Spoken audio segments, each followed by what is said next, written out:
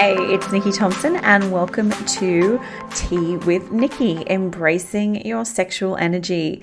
And today I am launching a beautiful 3-part series on the podcast. And today is the first part. So this is a beginner's guide to understanding the masculine and feminine energies and how it's going to impact your life and your business if you're running a business as well. So this is part 1 of 3. So be sure to subscribe so that you can get notified when the other 2 parts come out. They'll come out over the next couple of weeks. And this series is really going to help you understand some of the reasons why you do what you do and why your partner does what they do, or your friends or your parents or family members. And it's such, this, what I understand about the feminine masculine energies has really impacted so much of my life. I really feel as though this stuff should be taught in high school. It's so important, it's so relevant, and it impacts everybody. So I'm going to get into that. Now, before I do get into it, I just wanted to let you know that if you would like to join in, last week I ran an online program called the Pleasure Program. And this program goes into depth, even more so than this podcast series, about pleasure, about giving and receiving, about working on relationships, and how to build a business through pleasure and how that really can impact you. So if you would like to get access to that, it's $111 at the moment. If you want to get access to that, just send me a message or email me, nikki@nikkithompson.com. I'm sure you can find out how to connect with me. All right. So today's episode is part 1, and I'm going to be talking about why women love to talk.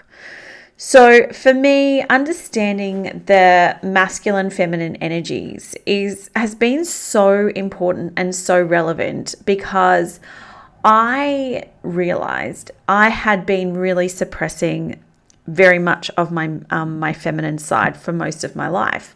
I always felt that emotions, being an emotional person, was quite a negative thing. That it meant that you were weak, it meant that you were unable to handle life. This is the stories I had in my head about what an emotional person is about. And for me, that really was a disservice, because I felt like I became quite numb, especially towards the end. A few years back, my ex-husband and I separated, and we went through a lot of shit.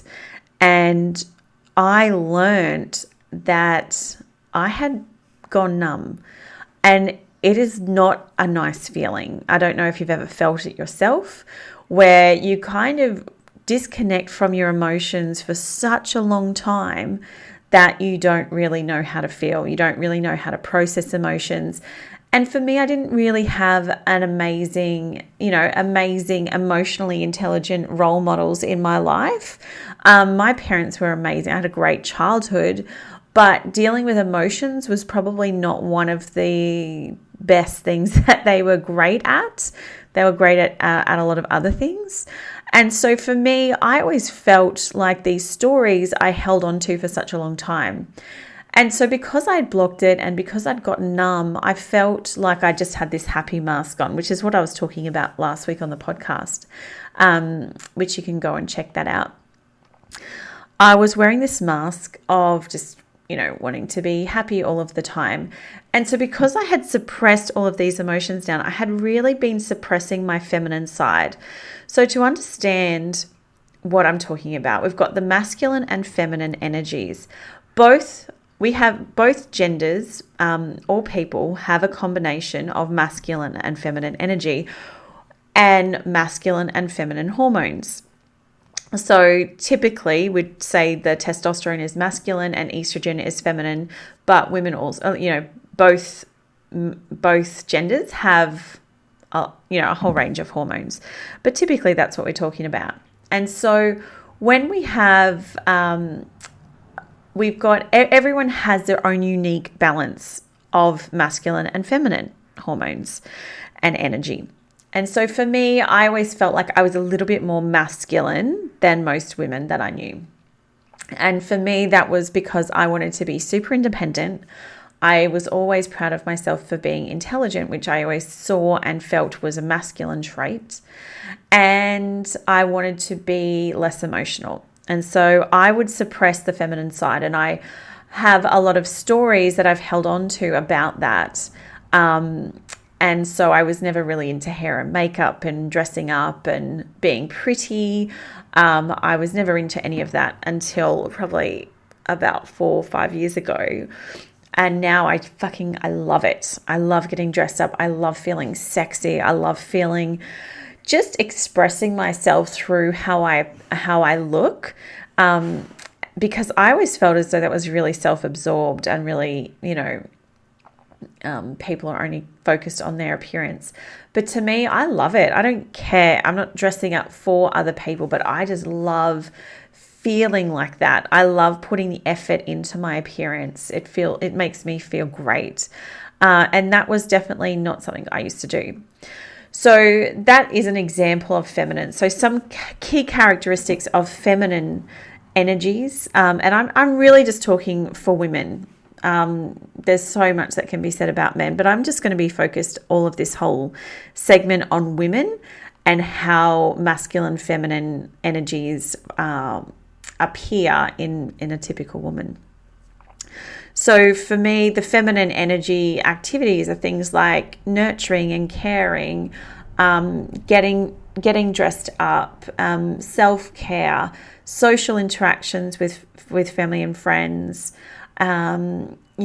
conversations, talking.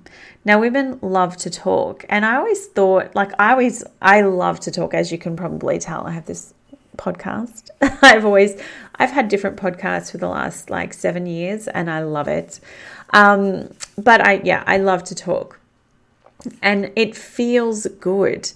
And I learned that women love to talk. It feels good because it actually lowers our stress. When we are able to talk through our emotions, it lowers our stress. However, it does the opposite for a man. And when men are trying to give us these solutions, when we're having a conversation, and we're having a conversation with our man, and he just wants to give us a list of solutions to our problems, that causes us a bit of stress because we can get a bit defensive, a bit like, fuck off, I just want you to listen to me right now, stop trying to create a plan.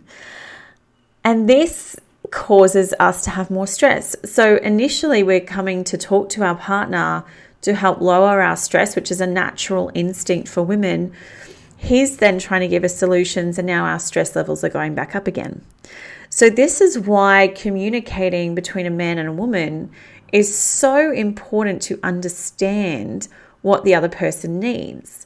And this is why why I wanted to do this episode, because I was having a conversation with Ollie last night about all of this topic, about masculine and feminine. And a lot of the information I've only learned recently, but for me, it was like, oh, fuck yeah, of course that's the case, because I've experienced that in my life over the past 34 years. And he was like, holy shit, how do we not taught this years ago? This would have helped me in so many different situations. And so women love to talk because it helps reduce our stress. Men want to give us solutions. So men's stress is increased if we want to talk too much.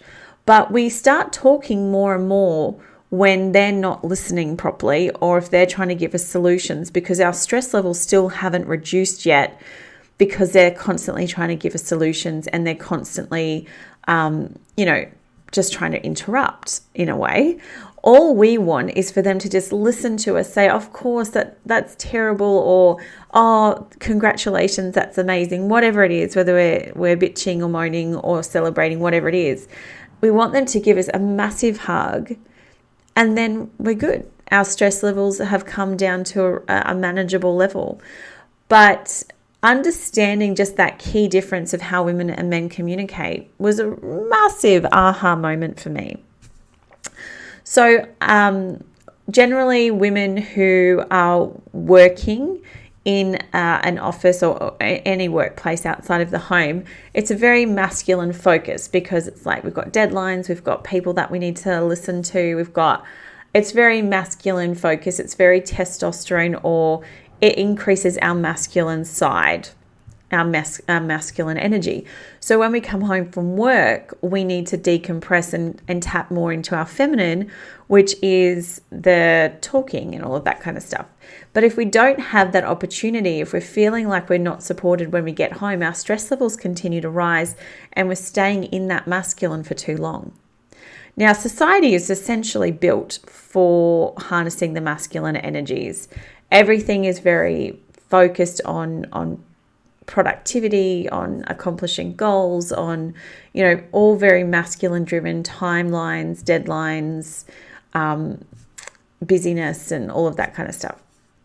And so for women, we need to realize that we need to understand what actually helps us reduce that stress and what helps us to step back into our feminine more so that we can increase that feminine energy. Otherwise, we stay in the masculine for too long.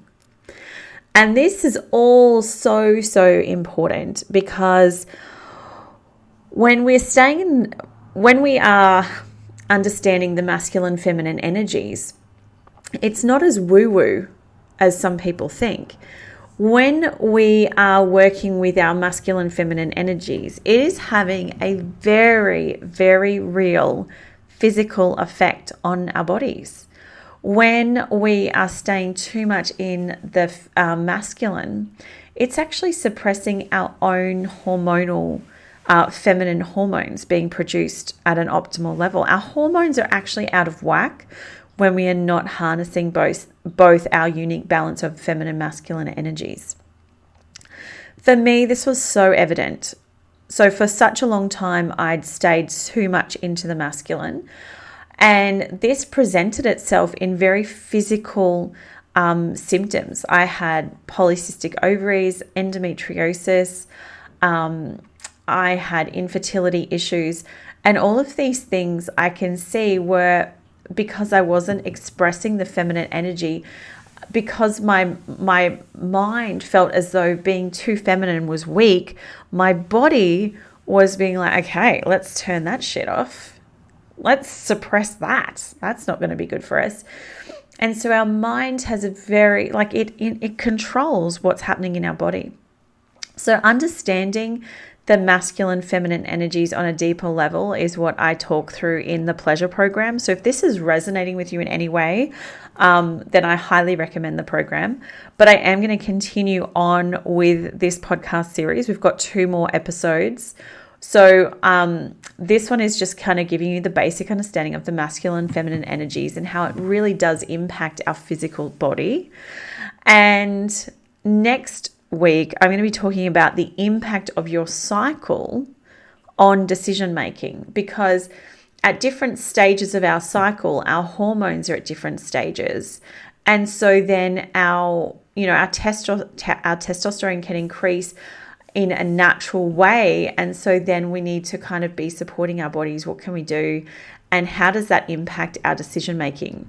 Now, I'm not a doctor. I'm not an advocate or giving advice on, the pill or hormone replacement, things like that. But if this is resonating with you and you're kind of starting to think about what other options are out there, then I highly recommend you talk to a holistic doctor who can really help you. So for me, this is what really helped, is I started seeing my doctor and she helped me. I'm not good on the pill, so I haven't taken the pill for probably 15 so years now. And my cycle is in a beautiful sync, which I like. But she really helped me give my body back the nutrients and stuff it had been missing and lacking after having 3 children.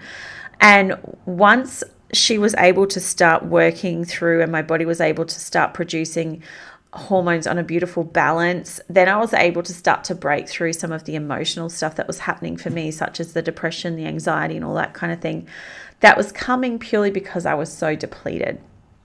So that is absolutely recommended if you are in a state where this is quite a problem for you. Then I would definitely recommend you speak to a holistic doctor who can help you with a range of different solutions to help get started. Otherwise, you can start working on this stuff just on your own through tapping into that feminine side, understanding, even writing down what beliefs that you've got coming up, what stories that you've got playing out that might have been triggered by what I've been talking about today, and just sit in and listen to yourself. Do you feel out of balance? Do you feel like you're out of balance with the masculine, feminine? And I would love to know. So come and chat with me. I'll put a link in the show notes to join our free group on Facebook, and that's where you can come and join the rest of the conversation. And I will chat to you again next week. All right. See ya.